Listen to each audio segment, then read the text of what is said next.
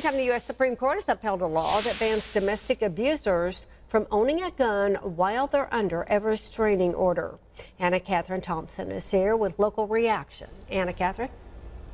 Jennifer, a local domestic abuse agency tells me that Louisiana ranks 5th in the nation for domestic homicide, and the presence of a gun in a domestic violence situation increases the risk of homicide by 500%.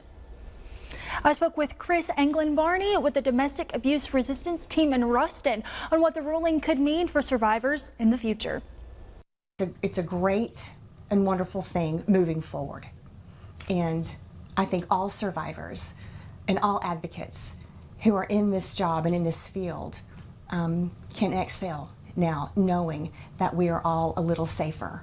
We need to move forward and take precautions when there's evidence of violence. Today, the NRA released a statement that the Supreme Court's narrow opinion offers no endorsement of red flag laws or the dozens of other unconstitutional laws that the NRA is challenging across the country that burden the right of peaceable Americans to keep and bear arms. This decision holds only that an individual who poses a clear threat of violence may be temporarily disarmed after a judicial finding of dangerousness. Jennifer?